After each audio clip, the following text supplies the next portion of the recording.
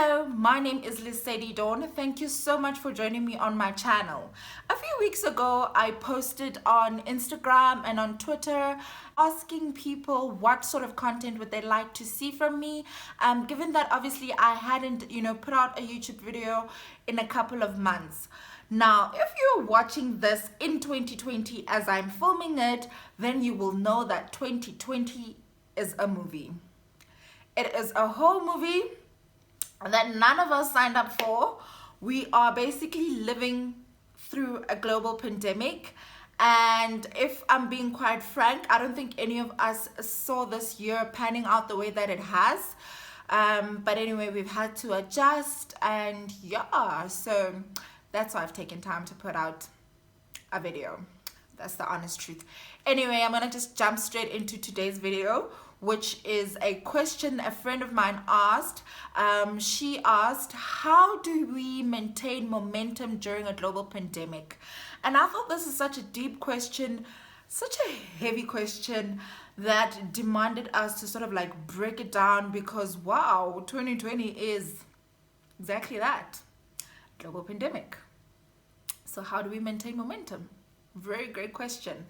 I think one thing that one should sort of like think about first is to think about where you are in your life, where you are as in what you sort of wanted for the year. Obviously, the way this year has panned out isn't in any shape or form that any of us expected it to be like. For instance, for me, I became an entrepreneur last year, so September 2019, and I had business goals that I had set, offices in Bryanston, a small team, and we had just started making profit, and we had some very big clients lined up. And it's just me being extremely honest, because I feel like that's what my channel is about. It's always been about being transparent and honest, and I don't want to just give you like 5 tips of how to maintain momentum. I really want to be honest with you with these videos. I really want us to be able to connect and sort of journey through life together, because yeah, life is not easy. It's actually quite hard, right?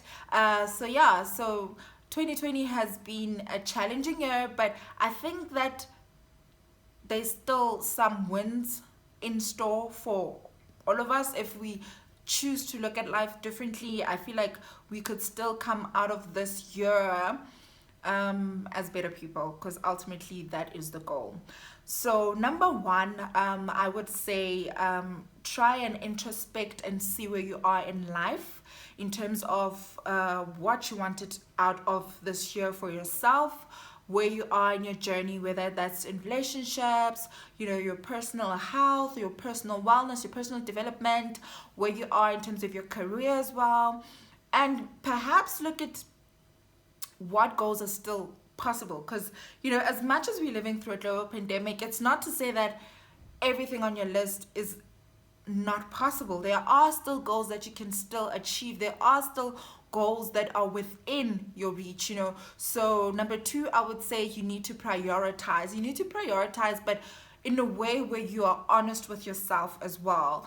Honest with yourself, because I used to have this very bad habit years ago where beginning of every year I would sit down, like many of us, write down goals, but like a lot of people will set like 3 resolutions for that year, but I would sit down and I would make like a list of like 20 things that I wanted to achieve in 2020. That's literally what I did. And it's not to say that I can't achieve all those 20 things, but ultimately where I found myself at the end of each year was in a very exhausted position. I had maximized my energy levels. I had gone for things that were even silly and small just so that I can say I did 20 things this year. So I think with where we are and with so much happening in the world, it's very important to prioritize and think about what was on your list just for the sake of it being on your list. For instance, I wanted to learn how to make bread, and funny enough, that became one of the trends, right? You saw a lot of South Africans, especially like us in South Africa, where we had the alcohol ban. Many of us started baking because what else were we supposed to do with our times? We, couldn't go clubbing, you couldn't go see your friends or family or whatever. There was no social gatherings, no celebrations whatsoever, and you're sober. Yeah, I mean, you could read a book, right? But there's only so many books you could read. So many of us found ourselves baking. And I was like, Lesedi, you did say you want to learn how to make bread. So yeah, here's your chance. And I think I tried it like once and I was like, nah, I just put this goal on my list for fun. It's too much work. I know where to buy bread. Maybe I'll try it again like one more time, but it's a lot of work. So there are goals that we put on our list for fun or just to seem as well-rounded people. Like, I want to read 12 books this year, a book a month. But it's like, how many books did you read last year? I think what's very important is to first establish the habit. So set yourself goals that are easier to reach so that you create the habit of being able to do something. So for instance, if you say, I want to read a book a term, and I feel like the way I'm going to do that is by reading 10 minutes every night, or reading a chapter, a week, or however long it takes you, just so that you can get into the habit of doing something. Because when we put goals like 12 books this year, but I read 0 books last year, that goal seems so big that the chances of actually achieving it almost becomes 0 to none. So I would say, secondly, prioritize your goals so that you are really going for the goals that are really and honestly important to you, and not just those other ones that are just there to fill in the gaps between the other serious goals. And yeah, you know what I mean. Thirdly, look at what you can do. When it comes to gaining momentum or maintaining momentum in any form of or area of your life, you have to work towards your strengths. What can you do right now? For instance, if you are in business and you feel like you've got so many goals and so many things that you'd like to achieve, first look at like what's within your reach right now. What can you do right now? You can sell online, you market yourself through social media, you can reach out to a specific person that has access to a specific network. Those are things that you can do. Also, for instance, when it comes to trying to lead a more healthier lifestyle, as much as gyms may be closed during this time, you can go for a run. Maybe like, I'm not as fit at the gym as just walking on the treadmill. Okay, then you can still go for a walk. There are things that you can still do that will allow you to maintain that momentum and not necessarily result in you standing still. So take some time to think about what you can do in a specific area where you might be struggling with or feeling a little bit overwhelmed, and just work with that. Number 4, I would say that it is absolutely important to try and establish a routine. I know a lot of us, obviously no one prepared for this pandemic thing that we're in. We are just here. We didn't ask to be here. We are here and we are living through it, and we have to live through it. So I know for many of us, like the first month or so, like in March, April, many people are just like, oh, working from home, I'm gonna work we're working in our pajamas. If we're being honest, we're working in our pajamas. And then at some point we realize that no, maybe our brains don't really switch on until we've changed our outfits. I know, until we've taken a shower, until we've had coffee. So sticking to that routine that you sort of had at the office of, making a cup of coffee, opening up your laptop, sitting on a desk, sitting on a table sitting on a desk chair on the table where your back is up straight and you're able to focus, and your laptop or computer is right in front of you, and working from bed and not really making an effort in terms of how you show up for yourself. Those are things that will result in you not being as productive as you were, and ultimately, without you realizing it, you're putting in less of an effort, therefore you're getting less of the results, and slightly your momentum begins to be shifted, and you start doing less, and all of a sudden you're lazy. All of a sudden you've only done 2 hours of work in that specific day, but it's because you didn't necessarily prepare yourself or put yourself in a space that would allow you to operate at your optimum. So it's important to set routines that allow you to show up for yourself in the best way possible. Whether it's still setting an alarm, please still set an alarm if you can. If you're not like just randomly waking up, don't just randomly wake up. Set an alarm, because sometimes you can just sleep and then it's like 10 o'clock, right? Or I don't know. So that's more of operating from how you feel on the day. But honestly, like in life, if we're going to just operate based on how we feel, we're not really going to get far. We have to push ourselves out of our comfort zones. We have to want more for ourselves. We have to push ourselves in order to carry on being our best selves, in order to reach our goals, right?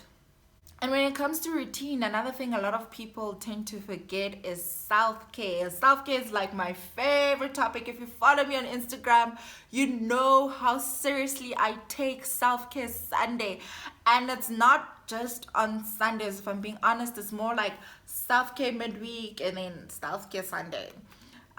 For me, I find it very important to re-energize yourself, allow yourself to rest, right? One of the biggest issues when it comes to maintaining momentum is experiencing burnout, which if you've experienced burnout, you know that it's not a nice feeling, because it's so hard to get out of it, and it's just something that you can be in for a while, and no one wants to be in that space. So the best thing to do for yourself is to create a self-care routine so that you know that you can refill. It's almost like if you're a car that is running and at some point you're gonna run out of petrol, so you gotta stop at a garage. But you're like, no, I poured petrol in Johannesburg, I'm driving to Cape Town, I'll make it. You won't make it. You won't make it to Cape Town with one full tank. I don't care what car you drive, you won't make it. That's a rule. We know what, you won't make it. So refill